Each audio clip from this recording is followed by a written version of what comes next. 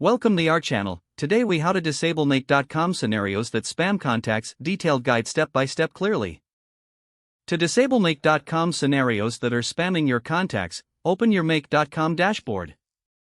Log into your account if you haven't already. Locate the Scenarios section in the left-hand menu.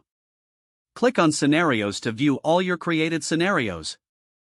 Identify the specific scenario that is causing the spam issue. Hover over the scenario to reveal additional options.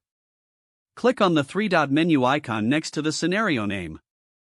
Select Disable from the drop-down menu. A confirmation prompt may appear.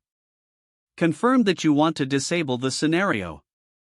Once disabled, the scenario will no longer execute and send out messages. To further investigate the root cause, click on the scenario name to view its details. Review the configuration and triggers that may be causing the spam. Make necessary adjustments to the scenario settings if needed. Consider setting up filters or conditions to prevent unwanted messages. After making changes, remember to save your scenario. You can re-enable the scenario once you are confident it won't spam contacts again. Periodically check your scenarios to ensure everything is functioning as intended. If the page does not load, refresh the browser or try again in a private or incognito window. Make sure you are using the correct email address, then retype it carefully to avoid small typos. If your password is not accepted, use the reset option and create a new strong password you can remember. Check your spam folder for verification or security emails, then complete any requested confirmation steps.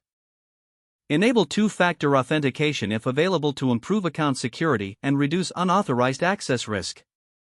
After signing in, review your profile details so your contact information and settings are accurate and current.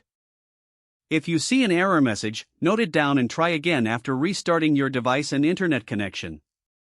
Log out when you finish, especially on shared devices, to keep your account and payment information secure. If the page does not load, refresh the browser or try again in a private or incognito window. Make sure you are using the correct email address, then retype it carefully to avoid small typos.